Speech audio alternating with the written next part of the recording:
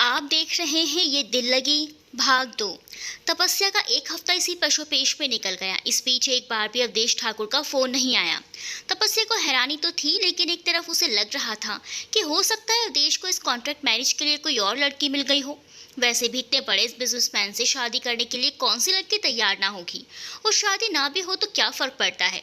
आजकल कौन moral values को लेकर चलता है। सबको सिर्फ पैसा चाहिए और कुछ नहीं। हाँ, इन सब के बीच उसे बस कियारा की फिक्र लगी थी। मिली उससे एक बार ही थी, लेकिन उसकी मासूमियत और प्यारी बातें उसके दिल में घर कर गई थी। एक अपनेपन का एहसास जुड़ गया था उस मासूम बच्ची से। पता नहीं वो भी मुझे याद करती होगी या नहीं। वैसे वो मुझे कहाँ याद करती होगी, इतने बड़े बाप की बेटी, उसके पास क्या कमी है। धीरे धीरे 15 दिन निकल गए। तपस्या एक तरह से निश्चिंत हो गई थी कि अब अवधेश ठाकुर का फोन नहीं आएगा। सैटरडे को थोड़ी देर से ही होटल से छूटती थी, क्योंकि संडे को ऑफ होता था, इसीलिए पेंडिंग काम निपटा कर जाने पड़ते हैं। तपस्या को होटल से निकलते निकलते 10 बज गए थे। सर्दियों के दिन सड़क पर इक्का दुक्का वाहन ही नजर आ रहे थे। उसने 3-4 ऑटो वालों को हाथ देकर रोकने की कोशिश की, लेकिन कोई नहीं रुका, और जो एक आध रुके भी तो उन्होंने जाने से मना कर दिया। उसे सड़क पर अकेले खड़ा देख कुछ मनचले फप्तियां कसते हुए निकल गए। अब तो जैसे जैसे समय बीत रहा था, तपस्या की घबराहट बढ़ती जा रही थी। अभी मोटरसाइकिल पर सवार वो मनचले निकले ही थे कि एक बहुत बड़ी गाड़ी उसके करीब आकर रुकी। गाड़ी को अपने पास रुका देख तपस्या का दिल अनजानी आशंकाओं से भर गया। वो तेजी से जैसे ही आगे की तरफ चलने लगी, तभी गाड़ी का शीशा नीचे हुआ और उसमें से एक जानी पहचानी आवाज सुनाई दी। मिस तपस्या, आइए, मैं आपको छोड़ देता हूँ। तपस्या ने मुड़कर देखा तो कार से बाहर झांकता अवधेश ठाकुर का चेहरा दिखाई दिया। उसने तसल्ली की सांस ली। एक बार तो उसका मन कर रहा था कि मना कर दे, लेकिन थोड़ी ही दूर खड़े उन मनचले लड़कों को देखकर वो ना चाहते हुए भी चुपचाप आकर गाड़ी में बैठ गई। अवधेश ने ड्राइवर को तपस्या का एड्रेस बताते हुए गाड़ी चलाने का आदेश दिया। अवधेश ठाकुर के मुंह से अपने घर का एड्रेस सुनकर तपस्या को बहुत हैरानी हुई। आपको मेरा एड्रेस? मैंने कहा था ना, मैं आपके बारे में बहुत कुछ जानता हूँ। हाँ, तो अभी आपको और कितना वक्त चाहिए मिस तपस्या? तपस्या चुप रही। मिस तपस्या, मेरे पास ज़्यादा समय नहीं है। मैं नहीं चाहता कि मुझे दूसरा रास्ता अपनाना पड़े। मिस्टर अवधेश ठाकुर, इतना आसान नहीं एक लड़की के लिए ये फैसला लेना। मुझे सोचने का थोड़ा और समय दो। वैसे मिस तपस्या, किसके लिए इतना सोच रही हो आप? अपनी बहन के लिए, जिसकी ज़िंदगी में अपने से ज़्यादा किसी दूसरे की इम्पोर्टेंस नहीं, या अपनी माँ के लिए, जिसके लिए आप एक पैसे कमाने का जरिया भर हो? कब तक जियोगी ऐसी ज़िंदगी, जिस माँ और बहन के लिए आप अपनी खुशियाँ और ज़िंदगी दांव पर लगाकर बैठी हो? उन्हें आपकी रत्ती भर भी परवाह नहीं, ये तो आपको भी पता है। लेकिन खून का रिश्ता है। हम भारतीयों की यही तो एक खासियत है कि हम प्रैक्टिकली नहीं सोचते, हर बात को दिल से सोचते हैं, और इसी का घरवाले से लेकर बाहर वाले भी फ़ायदा उठाते हैं। वैसे मैंने पहले भी कहा था आपसे, इस कॉन्ट्रैक्ट मैरिज से जिन घर वालों के लिए तुम दिन रात मेहनत कर रही हो, उनको बहुत फ़ायदा है। अपने लिए तो तुम अब भी नहीं जी रही, तो फिर इतना क्यों सोचना?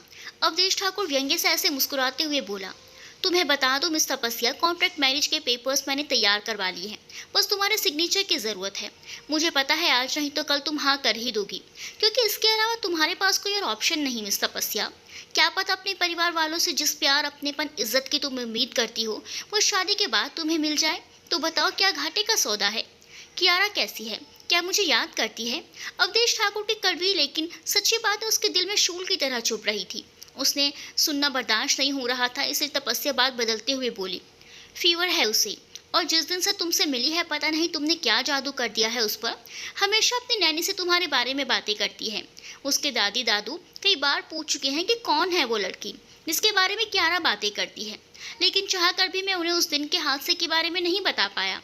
दोनों ही बीमार रहते हैं, सुनकर फिक्र करती हैं। ओहो, मेडिसिन वगैरह ली उसने? अब कैसा है उसका फीवर? बिन माँ की बच्ची है, इसलिए थोड़ा जिद्दी हो गई है। खाएगी नहीं तो मेडिसिन क्या असर करेगी? अवधेश थोड़ा उदास होते हुए बोला। आप कैसे पिता हो? आपकी बेटी बीमार है और आप इस वक्त भी बाहर हो। इस समय तो उसको आपकी सबसे ज़्यादा ज़रूरत है। पता है मुझे मिस तपस्या, लेकिन क्या करूं, मजबूरी है मेरी। बच्चे को जितनी अच्छी तरह से एक माँ संभाल सकती है, पिता चाहकर भी नहीं। मैंने आपको कहा ना कि मुझे एक पत्नी से ज़्यादा कियारा के लिए एक माँ की ज़रूरत है, जो उस मासूम को अपना पन और प्यार दे। जिस ममता से वो वंचित रही, वो ममता दे। उसका ध्यान रखने के लिए कितने ही नौकर चाकर हैं, लेकिन वो उसका ध्यान रखने का सिर्फ दिखावा करती हैं। पता है मुझे मेरी बच्ची से उन्हें सिर्फ अपनी तनख्वाह भर का लगाव है। हाँ, मैं बहुत बड़ा बिजनेसमैन हूँ। अपने पैसे के दम पर मैं अपनी बेटी को हर खुशी खरीद कर देता हूँ, लेकिन इस बार उसकी खुशी, या यूँ कहूँ कि जिद एक माँ के लिए है। तो बताओ मिस तपस्या, ये पिता क्या करे? सच कहा आपने। माँ बाजार में रखा कोई खिलौना नहीं जिसे खरीद कर अपनी बेटी को लाकर दे दूँ। सच कहा आपने, माँ बाजार में रखा कोई खिलौना नहीं जिसे अपनी बेटी कर खरीद कर लाकर दे दूँ। मेरी बेटी की खुशियाँ तुमसे जुड़ी हैं, इसीलिए मिस तपस्या तुम समझ रही हो ना। मेरी इसे रिक्वेस्ट कहो या धमकी, जो तुम्हें सही लगे, लेकिन अपनी बेटी से वादा किया है उसे पूरा करूँगा ही। अब आपके पास सोचने के लिए ज़्यादा समय नहीं, बहुत समय दे चुका हूँ आपको। और हाँ, एक बात जानकर आपको खुशी होगी और शायद तसल्ली भी मिले। हमारे कॉन्ट्रैक्ट मैरिज का टाइम पीरियड ज़्यादा लंबा नहीं रखा गया। मैंने पेपर्स में केवल 2 साल रखा है। उसके बाद कियारा थोड़ी समझदार हो जाएगी तो मैं उसे हॉस्टल में डाल दूंगा। आपका परिवार भी तब तक काफ़ी सेटल हो चुका होगा। और हाँ, उसके बाद भी अगले 5 सालों तक मैं आपको हर महीने एक मुश्त रकम अदा करूँगा। आप बेफिक्र रहें। 2 साल बाद आप इस बंधन से आज़ाद होकर कहीं भी रिश्ता जोड़ने के लिए मेरी तरफ से मुक्त होंगी। मुझे लगता है अब तो आपको कोई प्रॉब्लम नहीं होनी चाहिए। कब करने हैं साइन? आप डेट फिक्स कर लीजिए, मैं आ जाऊंगी। और प्लीज़ गाड़ी यहीं रोक लीजिए। अंदर गली में मैं लोगों को बातें बनाने का मौका नहीं देना चाहती। अचानक से तपस्या की हामी सुन अवधेश ठाकुर चौंक गया। उसे अपने कानों पर यकीन नहीं हुआ। अपने चेहरे के आते जाते भावों को सही कर बस उसने इतना ही कहा, मैं आपको डेट फिक्स कर आगे के प्रोसेस के बारे में जल्दी ही आपको जानकारी दूंगा। तपस्या भावहीन चेहरे से सर हिलाते हुए गाड़ी से उतर तेजी से गली के अंदर चली गई। तपस्या कई दिनों से परेशान थी, लेकिन घर वालों को उसकी कोई चिंता नहीं। ये तो वो भी अच्छे से जानती थी कि माँ और बहन को उससे सिर्फ उसके तनख्वाह भर का मतलब है। शायद उसके किस्मत में ना माता पिता का स्नेह लिखा है और ना ही जीवन साथी का। हार गई थी अपनी किस्मत से लड़ते लड़ते। कब तक लड़ती? इतनी ज़्यादा उम्र तो नहीं थी ना उसकी। इतनी कम उम्र में बहुत संघर्ष देखा उसने, और उसके बावजूद भी जिनके लिए वो दिन रात खुद को होम कर रही थी, उनको सिर्फ कोई फिक्र नहीं थी उसकी। इन सभी बातों का कई दिन चिंतन मनन करने के बाद तपस्या ने ही अवधेश ठाकुर को उस दिन शादी के लिए हाँ कर दी थी। आज अवधेश ठाकुर ने उसे अपने ऑफिस बुलाया था कॉन्ट्रैक्ट मैरिज के पेपर्स को पढ़कर एग्रीमेंट पर साइन करवाने के लिए। ये देखिए मिस तपस्या, पेपर तैयार हैं। आप एक बार अच्छे से पढ़ लीजिए, जिससे कि बाद में कोई मिसअंडरस्टैंडिंग या डाउट ना रहे। अगर इसमें आपको कोई पॉइंट समझ नहीं आ रहा या अवधेश ठाकुर पेपर उसके आगे करते हुए बोला, जो आपने लिखा होगा ठीक ही लिखा होगा मिस्टर अवधेश ठाकुर। आप इतने बड़े बिजनेसमैन और पढ़े लिखे व्यक्ति हैं, इसमें पढ़ने पढ़ाने की गुंजाइश मुझे नहीं लगता है। नहीं मिस तपस्या, किसी पर आंख मूंद कर इतना भरोसा करना भी ठीक नहीं। ये मैं अपने एक्सपीरियंस से कह रहा हूँ। अब आप किसी या कोई की श्रेणी में नहीं आते। जब आपसे शादी कर ही रही हूँ तो इतना विश्वास तो करना ही पड़ेगा ना मुझे आप पर। बेशक से शादी कॉन्ट्रैक्ट मैरिज है, उसमें भावनाएं नहीं सौदेबाजी है, तो भी कहीं ना कहीं एक दूसरे पर विश्वास करके ये 2 साल हमें निभाने हैं। मेरी तरफ से हाँ है। बताइए कहाँ साइन करने हैं?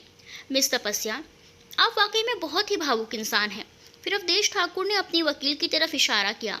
वकील के साथ आए उसके असिस्टेंट ने पेपर उठाकर उसके एक एक पॉइंट को जोर से पढ़ना शुरू किया। एग्रीमेंट की अवधि 2 साल रहेगी। इन 2 सालों में आप दोनों पति पत्नी के रूप में रहेंगे। मिस्टर अवधेश ठाकुर अपनी पत्नी तपस्या के परिवार वालों को हर महीने 2 लाख दिया करेंगे। इसके अलावा मिस तपस्या के परिवार वालों के लिए मकान और उनके रहने सहने का खर्च, वो उनकी बहन की पढ़ाई के खर्च की जिम्मेदारी भी उनकी है, जब तक कि उनकी बहन अपने पैरों पर खड़ी ना हो जाए। मिस तपस्या की माँ के सारे मेडिकल खर्च भी वही उठाएंगे। 2 साल से पहले मिस तपस्या इस कॉन्ट्रैक्ट मैरिज को नहीं तोड़ सकती। अगर वो ऐसा करती हैं तो उन्हें और उनके परिवार वालों के ऊपर जो भी इस दौरान खर्च किया गया है उसके 10 गुना रकम अदा करनी होगी। इस कॉन्ट्रैक्ट मैरिज के बीच अगर दोनों पति पत्नी में कोई संबंध बनता है और इस संबंध से अगर कोई संतान होती है तो उस पर मिस्टर अवधेश ठाकुर का हक होगा, तपस्या का नहीं। इन 2 सालों के दौरान मिस्टर अवधेश ठाकुर मिस तपस्या को पत्नी का पूरा हक वो मान सम्मान देंगे, खैर वो दुनिया की नज़रों में। कॉन्ट्रैक्ट खत्म होने के बाद मिस तपस्या इस बंधन से पूरी तरह मुक्त होंगी। हाँ, कॉन्ट्रैक्ट खत्म होने के बाद भी मिस्टर अवधेश ठाकुर मिस तपस्या को एक मुश्त रकम अदा करेंगे, जिससे कि उन्हें आगे आने वाले जीवन में कोई परेशानी ना हो। इसके अलावा वो उन्हें एक मकान भी देंगे। तो मिस तपस्या, ये थे इस एग्रीमेंट के सभी पॉइंट। आपको कोई पॉइंट ऐसा लगा जिसमें आपको आपत्ति हो तो प्लीज़ बताएं। अवधेश ठाकुर तपस्या की तरफ देखते हुए बोला, अगर मुझे किसी पॉइंट से दिक्कत है तो क्या आप वो बदल देंगे? मिस्टर अवधेश ठाकुर बताइए। अवधेश ठाकुर उसकी आंखों में सुलगते प्रश्नों को देखकर चुप हो गया। वो समझ गया था तपस्या क्या कहना चाहती है। उसे चुप देखकर तपस्या व्यंग्य से मुस्कुराते हुए बोले, मिस्टर अवधेश ठाकुर, माना बहुत बड़े व्यक्ति हो, बहुत रुपया पैसा आपके पास है, लेकिन हर इंसान कहीं ना कहीं एक तरह से भिखारी ही है। जो खुद आपसे मांग रहा हो, उससे क्या मांगना? वो तो पहले से ही दुखी है, तो कुछ कहकर उसे और दुखी क्या करना? कह उसने वकील के हाथ से पेपर्स लेकर साइन कर दिए। अवधेश ठाकुर ने भी साइन पर अपने वकील को जल्द से जल्द इस प्रोसेस को पूरा करने के लिए कहा। अपने वकील के जाने के बाद अवधेश ठाकुर ने तपस्या को अपने घर चलने के लिए कहा। वो चाहता था कि एक बार पहले अपने मम्मी पापा से तपस्या को मिलवा दे। तपस्या ने कोई आपत्ति नहीं की। ऑफिस की एक दो ज़रूरी फाइलों को निपटाकर दोपहर तक वो तपस्या के साथ अपने घर की ओर रवाना हो गया। घर पहुंचकर उसने तपस्या को हॉल में बिठाया और खुद अपने मम्मी पापा के कमरे में चला गया। उसे इस समय घर पर देखकर उसके मम्मी पापा हैरान होते हुए बोले, अवधेश तुम इस समय? तुम्हारी तबीयत ठीक है? हाँ पापा, मैं बिल्कुल ठीक हूँ। आपसे ज़रूरी बात करनी थी। हाँ बेटा बोलो ना। ऑफिस छोड़कर इस समय तुम घर आए हो तो ज़रूर ही कोई ख़ास बात होगी, कहो। पापा मम्मी एक बार नीचे चलिए, मुझे आपको किसी से मिलवाना है। किससे? उसके मम्मी पापा हैरानी से उसका चेहरा देखते हुए बोले, आप चलिए तो सही, आपको अपने सारे सवालों का जवाब मिल जाएगा। अवधेश के साथ उसके मम्मी पापा नीचे उतरे। हॉल में बैठी तपस्या को देखकर उनकी आंखें फटी की फटी रह गई। बेटा ये कौन है? ये तो लेकिन कैसे? तपस्या को देख दोनों ही हैरान थे। पापा ये तपस्या है और तपस्या ये मेरे मम्मी पापा हैं। तपस्या ने उठकर अवधेश के मम्मी पापा के पांव छुए। दोनों ने ही प्यार से उसके सर पर हाथ रख दिया। पापा, आपकी तरह जब मैंने भी इन्हें पहली बार देखा था तो मैं भी चौंक गया था। पापा, इनका चेहरा ही नहीं, इनका स्वभाव और संस्कार भी मेरी अंजलि जैसे ही हैं। बहुत ही रहमदिल, दूसरों की सेवा के लिए तैयार रहने वाली लड़की है तपस्या। अपनों से ज़्यादा इसे दूसरों के सुख दुख की चिंता रहती है। ये मैंने थोड़े दिनों में ही जान लिया। पापा, कुछ तो रहा होगा जो ईश्वर ने मुझे इनसे मिलवाया। इनकी सादगी ने मेरे दिल में उसी तरह जगह बना ली जैसे आपकी बहू ने कभी बनाई थी। बहुत सोच समझकर मैंने इन्हें अपना जीवन साथी बनाने का फैसला लिया है। बस आपकी सहमति चाहता हूँ। एक बात और बताना चाहता हूँ पापा, तपस्या बहुत ही साधारण घर से है। धन दौलत में ये हमारे रत्ती भर भी बराबर नहीं, लेकिन संस्कारों में हमसे कहीं ज़्यादा धनवान है ये। बताइए मम्मी पापा, क्या आपको तपस्या अपनी बहू के रूप में स्वीकार है? अवधेश अपने मम्मी पापा का चेहरा पढ़ते हुए बोला। इधर तपस्या की तो सांसें ही थमी हुई थी। घबराहट उसके चेहरे पर साफ दिख रही थी। उसे भी अवधेश के मम्मी पापा के फैसले का इंतजार था। अवधेश के मम्मी पापा अभी तपस्या की शक्ल सूरत देखकर हैरत से उभरे भी नहीं थे कि अवधेश के मुंह से तपस्या से शादी का प्रस्ताव सुन उनकी हैरानी का और ठिकाना ना रहा। उन्हें समझ नहीं आ रहा था कि क्या करें क्या ना करें। एकदम से अभी अवधेश के मम्मी पापा पसोपेश में पड़े थे कि तभी कियारा स्कूल से आ गई और अंदर आते ही उसकी नज़र जैसे ही तपस्या पर पड़ी, वो भागते हुए उसके पास आई और उसके गले लगते हुए बोले, अच्छी वाली आंटी, मुझे पता था आप ज़रूर आओगे। मैंने पापा को कहा था कि आपको ढूंढकर मेरे पास लेकर आएं। मुझे आंटी चाहिए और देखो पापा ने मेरी विश पूरी कर दी। थैंक यू पापा।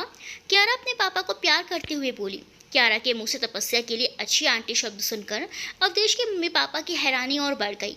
यानी कि कियारा भी तपस्या से पहले मिल चुकी है और सिर्फ अब उनकी रजामंदी बाकी है। बेटा, आप इन्हें जानते हो? अवधेश के पापा ने कियारा को अपने पास बैठाते हुए पूछा। यस दादू, ये वही अच्छी वाली आंटी है जिन्होंने उस दिन मुझे एडवेंचर पार्क में जब मैं खो गई थी तो। कहते कहते कियारा अपने पापा के चेहरे की तरफ देखते हुए चुप हो गई। क्या बात है कियारा, आप चुप क्यों हो गए? बताओ ना, क्या बता रहे थे? कियारा के दादाजी उत्सुकता से बोले। वो कियारा को समझ नहीं आ रहा था कि दादू को कैसे बताए, क्योंकि पापा ने तो दादू को बताने से मना किया था। कियारा की परेशानी समझते हुए अवधेश ने अपने पापा को उस दिन की सारी बातें बताई। पापा, मुझे अपनी कियारा के लिए ऐसी ही माँ की ज़रूरत थी। पार्क में सैकड़ों लोग थे, लेकिन सभी उसे रोता छोड़ आगे बढ़ गए। एक तपस्या ही थी जिसने मेरी कियारा की मदद बिना किसी स्वार्थ के की। जो लड़की एक अनजान बच्चे को अपनापन वो प्यार दे सकती है, उसके सुख दुख को समझ सकती है, वो माँ बनने के बाद मेरी बेटी को उसकी खोई हुई ममता ज़रूर लौटाएगी, मुझे विश्वास है। पापा, अवधेश ठाकुर से शादी करने के लिए बड़े से बड़े घराने की लड़कियां तैयार हैं, क्योंकि वो जानती हैं कि वो बिजनेसमैन हैं। बिजनेस टाइकून अवधेश ठाकुर से शादी कर रही हैं। लेकिन मुझे ये भी पता है कि वो सिर्फ मेरा स्टेटस, हमारा घराना देखकर मुझसे शादी करेंगी। उन्हें मेरे बच्चे से कोई लगाव नहीं होगा। बताइए पापा, क्या मेरा फैसला सही है? आप दोनों मेरे इस फैसले से खुश हैं? हाँ हाँ बेटा, हमें तेरा फैसला मंजूर है। तपस्या जैसी बहू चिराग लेकर ढूंढने से भी नहीं मिल सकती। सही कहा तुमने। तुझसे शादी करने के लिए लड़कियों की कमी नहीं, लेकिन ऐसी लड़की जो तुम्हारे पैसे से नहीं, सिर्फ तुमसे और कियारा से प्यार करे, मिलनी मुश्किल है। बेटा घर खानदान इसकी तो हमने पहले भी परवाह नहीं की थी। हीरा हमेशा कोयले की खान से ही निकलता है और उसकी परख पार की जोहरी को ही होती है। मुझे पता था मेरा बेटा मेरी बात का मान जरूर रखेगा, लेकिन मुझे ये नहीं पता था मेरा बेटा मेरे घर के लिए ऐसे सुंदर संस्कारी बहू चुनकर लाएगा। बस बेटा, आप तो जल्दी से तपस्या से शादी कर उसे घर की बहू बना कर ले आओ। अवधेश के पापा अवधेश की बातों को सुनकर खुश होकर अवधेश को तपस्या के सर पर आशीर्वाद रूपी हाथ रखते हुए बोले। अवधेश के पापा का फैसला सुनकर तपस्या ने सर ढक अवधेश के मम्मी पापा के पांव छुए। हाँ बेटा, बहुत दिनों से इस घर से खुशियाँ रूठी हुई हैं। तपस्या के आने से घर में रौनक आ जाएगी। मैं तो खूब धूमधाम से तुम दोनों की शादी करूंगी। आज ही पंडित जी से शुभ मुहूर्त निकलवाती हूँ। अवधेश की माँ चहकते हुए बोली। माँ, मैं आपकी भावनाएं समझता हूँ, लेकिन मैं बहुत ही सादे समारोह में तपस्या से शादी करना चाहता हूँ, जिसमें घर के कुछ चुनिंदा ही लोग हों। अवधेश ने अपनी बात रखी। लेकिन बेटा, ठाकुर परिवार के बेटे की शादी है और धूमधाम और रौनक नहीं, लोग क्या कहेंगे? अवधेश की मम्मी उसे समझाते हुए बोली। मम्मी, आप लोगों की छोड़ो। मम्मी, मेरी भावनाओं को समझो। ये सब मुझे अंजलि की याद दिलाएगा। अवधेश थोड़ा उदास होते हुए बोला। तेरी बात ठीक है बेटा, लेकिन तपस्या के बारे में तो सोचो। इसके भी तो कुछ अरमान होंगे। इसे इसके घर वालों को कितना बुरा लगेगा? अवधेश की माँ तपस्या की तरफ प्यार से देखते हुए बोली। नहीं आंटी जी, मुझे बुरा नहीं लगेगा। इनकी खुशियों में ही मेरी खुशी है। तपस्या ने बहुत ही शांत स्वर में अपनी बात रखी।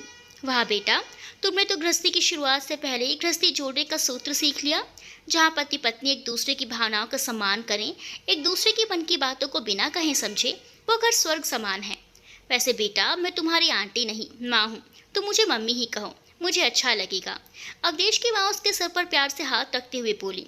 अवधेश की मम्मी ने अपने हाथों के कंगन निकाल तपस्या के हाथों में पहना दिए। ये क्या मम्मी जी?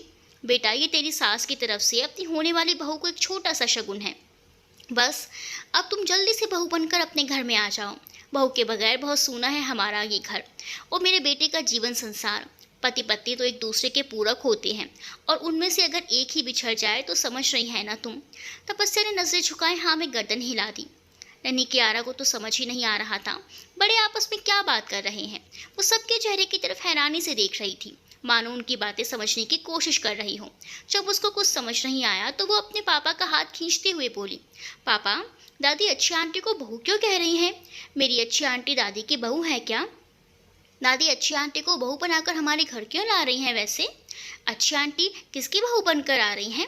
नन्ही कियारा ने मासूम सवाल सुन अवधेश के साथ साथ सबके चेहरों पर मुस्कान आ गई। बहुत ही सादे समारोह में अवधेश ठाकुर और तपस्या की शादी संपन्न हुई, जिसमें अवधेश ठाकुर के परिवार के कुछ करीबी लोग ही मौजूद थे और तपस्या की माँ और बहन। कहने को शादी समारोह बहुत ही सादा था, लेकिन तपस्या की माँ और बहन के लिए ये किसी भव्य समारोह से कम नहीं था। उन दोनों की आंखें वहाँ की चकाचौंध और अवधेश ठाकुर के परिवार की संपन्नता देख फटी जा रही थी। इस बेटी पर तपस्या की मम्मी ने समय से पहले परिवार की जिम्मेदारी का बोझ डाल दिया था, या यूं कहो कि वक्त के थपेड़ों ने उसे ऐसा करने के लिए मजबूर कर दिया था। पति का धोखा और फिर ऊपर से बीमारी, ना चाहते हुए भी ऐसा वो करने के लिए मजबूर हो गई। और फिर धीरे धीरे उन्हें ऐसी आदत पड़ी कि तपस्या को परिवार की जिम्मेदारी सौंप खुद निश्चिंत हो गई थी। तपस्या ने भी बड़ी बेटी होने की अपनी जिम्मेदारी बखूबी निभाई। वो भी नहीं चाहती थी कि उसके होते हुए माँ को बेटे की कमी महसूस हो। शुरू शुरू में तो वो भी बहुत खुश थी अपने परिवार का सहारा बनकर। माँ और बहन का अलग प्यार बरसता था उस पर, लेकिन समय के साथ माँ और बहन दोनों अपने ही जीवन में मगन हो गई। तपस्या से उनका सिर्फ पैसे भर का रिश्ता रह गया। वक्त बेवक्त दोनों उसे यह एहसास कराने से ना चूकती कि बड़े होने के नाते वो सिर्फ अपनी जिम्मेदारी निभा रही है, उन दोनों पर कोई एहसान नहीं। उसके सुख दुख की उन्हें कोई चिंता ना थी। धीरे धीरे माँ और बहन का ऐसा व्यवहार तपस्या के लिए असहाय हो गया था। दोनों के रहते हुए भी वो घर में अकेलापन महसूस करती। यही सब कारण थे जो उसने अवधेश ठाकुर से शादी करने के लिए हामी भर दी। अवधेश ठाकुर के रिश्तेदारों के चेहरे से साफ पता चल रहा था कि वो शादी से खुश नहीं थे। सभी दबी जुबान में शादी की निंदा कर रहे थे। एक से बढ़कर एक लड़की मिल जाती अवधेश को, लेकिन पता नहीं इस लड़की से शादी क्यों की। देखना, ज्यादा दिन टिकेगी नहीं ये शादी।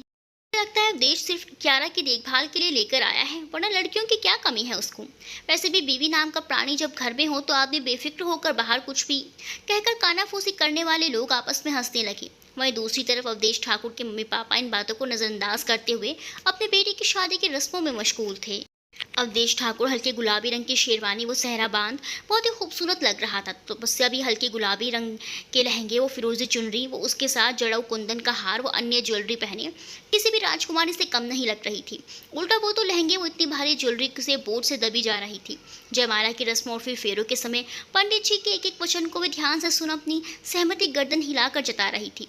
साथ ही अवधेश ठाकुर भी अपने सातों वचन को ध्यान से सुनकर उसे निभाने की प्रतिज्ञा ले रहा था।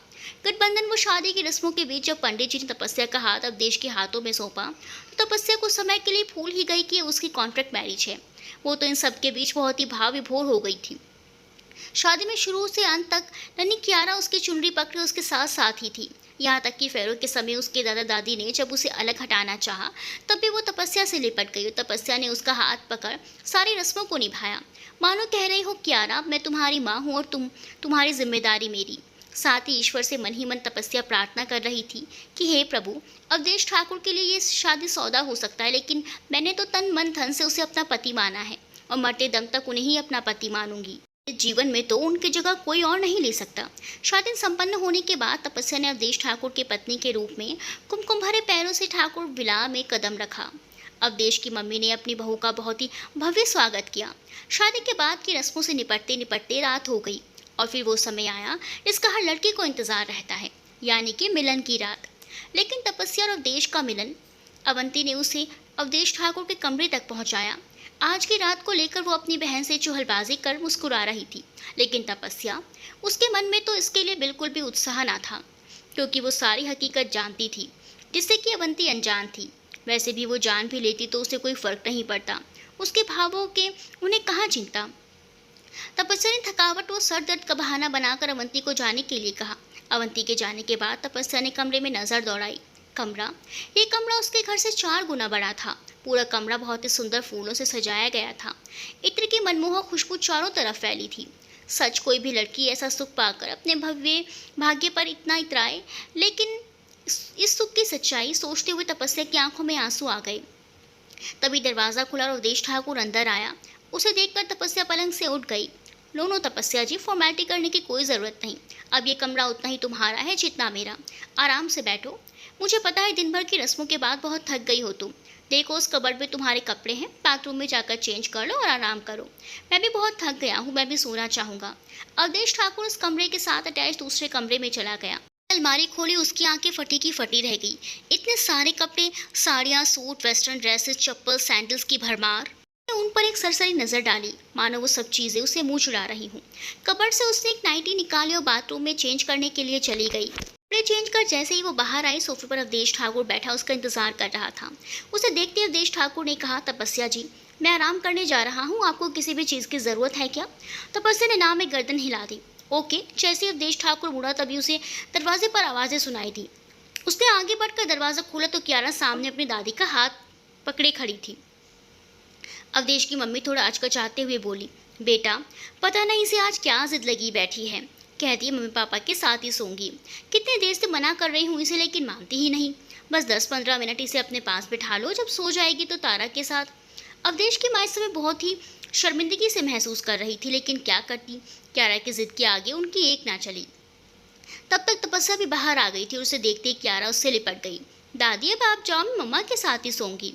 वो मम्मी जी, कोई बात नहीं, कियारा हमारे साथ ही सो जाएगी, आप परेशान मत हो। तपस्या ने मुस्कुराते हुए अपनी सास से कहा। तपस्या के चेहरे के भाव देखकर अवधेश की मम्मी को थोड़ी तसल्ली हुई। बहू, मैं इसे थोड़ी देर में। नहीं मम्मी जी, मैंने कहा ना, कियारा मेरे साथ सो जाएगी, आप निश्चिंत रहें। कहकर तपस्या उसे गोद में उठाकर अंदर ले गई। अवधेश ने अपनी मम्मी के जाने के बाद दरवाज़ा बंद कर लिया और अंदर आते हुए कियारा से कहा, कियारा, आपको मम्मा को ऐसे परेशान नहीं करना चाहिए। देखो ना, मम्मा बहुत थक गई है, उनको आराम करने दो। अब तो मम्मा यहीं रहेंगी, आप उनके साथ खूब खेलना, खूब बातें करना। लेकिन आज नहीं, मुझे तो आज ही मम्मा के साथ सोना है। मुझे मम्मा के साथ ढेर सारी बातें करनी है। मैं मम्मा को एक पल के लिए भी अकेला नहीं छोड़ूंगी, वरना ये भी मुझे। कहते हुए कियारा का गला रूंध गया। वो तपस्या के गले लग गई। अवधेश समझ गया कि कियारा क्या कहना चाहती है, इसीलिए वो आगे कुछ ना बोला। आप आराम करिए, मैं ठीक हूँ। मैं भी अपनी कियारा के साथ खूब सारी बातें करूँगी। ठीक है ना कियारा? और हाँ, अब मम्मा आपको छोड़कर कहीं नहीं जाएगी। प्रॉमिस मम्मा? पक्का वाला प्रॉमिस बेटा। कहते हुए तपस्या ने उसे गले से लगा लिया। अवधेश कुछ नहीं बोला और चुपचाप अपने कमरे में जाकर लेट गया।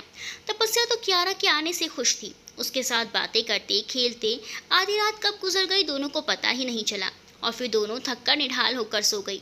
तपस्या ने बहू बनकर आने से ठाकुर विला में फिर से खुशियां और रौनकें लौट आई थी। इतने बड़े घराने की बहू होने के बाद भी तपस्या ने कियारा वो रसोई की जिम्मेदारी खुद संभाल ली थी।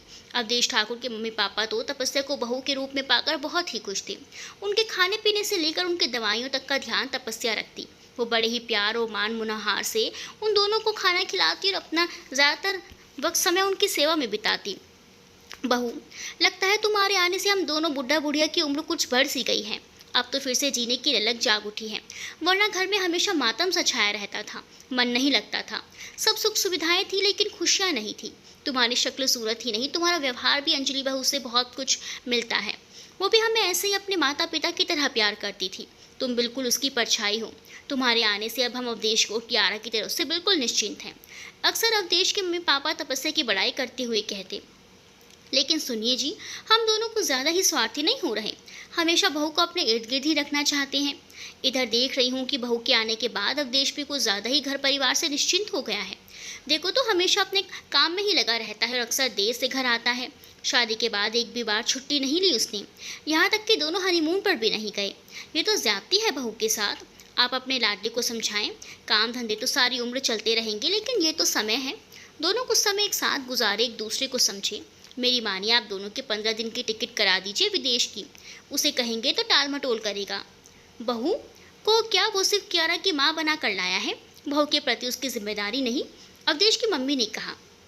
हाँ, कहता तुम सही रही हो भाग्यवान। मैं आज ही उसका 15 दिन का वर्ल्ड टूर का पैकेज करवाता हूँ। अवधेश के पापा कुछ सोचते हुए बोले। रात को जब सब डिनर के लिए टेबल पर इकट्ठा हुए तो अवधेश के पापा ने बात शुरू की। और बरखुदा, देख रहा हूँ शादी को 1 महीना होने को आया है, लेकिन तुम बहू को एक दिन के लिए भी बाहर घुमाना तो दूर, डिनर तक के लिए नहीं लेकर गए। ये तो बड़ी नाइंसाफ़ी है।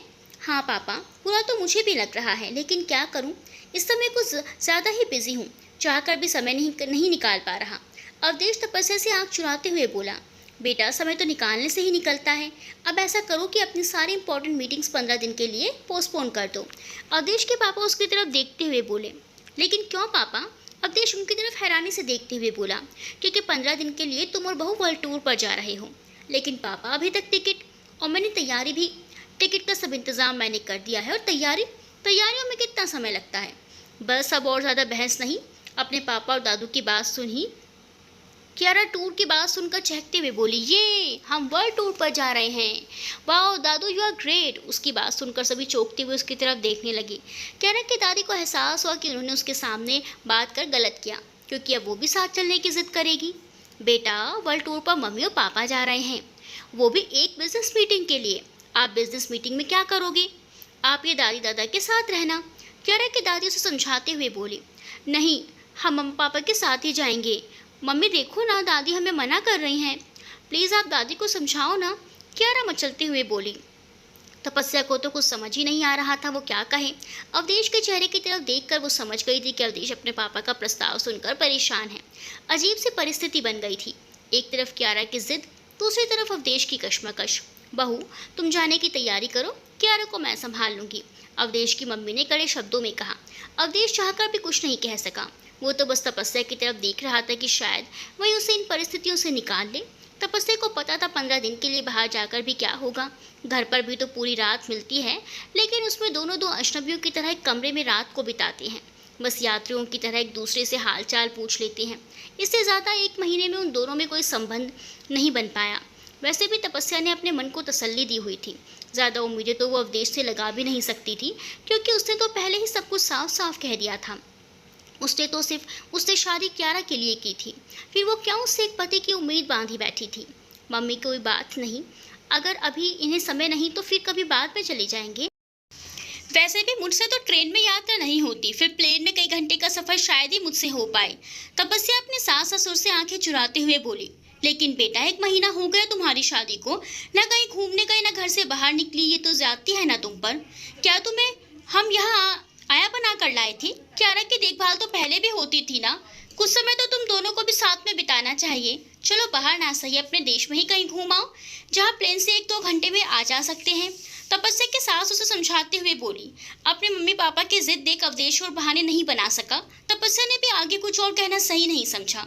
अवधेश के मम्मी पापा ने कियारा को समझाया तो वो भी मान गई और 2 दिन बाद ही अवधेश ठाकुर और तपस्या 1 सप्ताह के गोवा ट्रिप पर निकल गए। गोवा में अवधेश ठाकुर का खुद का एक रिजॉर्ट था, जहाँ वो जब भी समय मिलता कभी परिवार के साथ तो कभी अकेले छुट्टियां बिताने आता था। लेकिन अंजलि के जाने के बाद वो यहाँ नहीं आया था। जैसे ही अवधेश वो तपस्या रिजॉर्ट पे पहुंचे, वहां के कर्मचारी तपस्या को हैरानी से आंखें फाड़ उसे देखने लगे। सभी आपस में खुसर फुसर कर रहे थे। तपस्या सब समझ रही थी, अब उसके लिए ये बात नई नहीं थी। उसे पता था सभी उसकी और अंजलि की शक्ल की समानता को लेकर हैरान हैं। सभी ने उसका मुस्कुराते हुए अभिवादन किया। तपस्या ने भी अपने हाथ जोड़कर मुस्कुराते हुए प्रत्युत्तर दिया। पहला दिन सफर की थकावट का बहाना बना अवधेश ठाकुर रिजॉर्ट में ही रुका। तपस्या समझ तो सब रही थी, लेकिन उसने कुछ नहीं कहा। वैसे भी प्लेन जर्नी के फियर से उभरी नहीं थी वो। सिर और कान बहुत दुख रहे थे उसके। पेन किलर ले वो थोड़ी देर लेट गई और लेटते ही उसकी आंख लग गई। दोपहर बाद उसकी आंख खुली तो देखा अवधेश भी वहीं सोफे पर बैठा बैठा सो गया था। तपस्या उठकर खिड़की के पास गई। खिड़की से समुद्र का नजारा बहुत ही सुंदर दिख रहा था। अभी कुछ देर पहले निकला हुआ सूरज अचानक से बादलों के पीछे छुप गया और तेज बारिश शुरू हो गई। तपस्या ने जल्दी से खिड़कियां बंद की। मौसम कुछ ठंडा सा हो गया था। उसने बेड से चादर उठा सोफे पर लेटे हुए अवधेश को ओढ़ा दी। आज पहली बार उसने अवधेश ठाकुर को इतने करीब से देखा था। सोते हुए एक मासूमियत थी उसके चेहरे पर। लगा ही नहीं रहा था कि बिजनेस टाइकून अवधेश ठाकुर है। आज तपस्या को पता नहीं क्यों इतना प्यार आ रहा था उस पर। वो काफी देर उसे वहीं खड़ी खड़ी आपलक निहारती रही। इस सब में वो इतना खो गई कि उसे पता ही नहीं चला कि अवधेश कब का उठ गया और उसे अपने करीब खड़ा देख हैरत में था। तपस्या, आपको कुछ चाहिए क्या? अवधेश की आवाज सुन तपस्या का सुंदर ख्वाब टूटा और वो हकीकत की जमीन पर आ गिरी। वो हड़बड़ाते हुए बोली, नहीं नहीं, बस वो आपको चादर। तपस्या चादर की तरफ इशारा करते हुए बस इतना ही कह पाई और खिड़की के पास जाकर फिर से समुद्र की तरफ देखने लगी।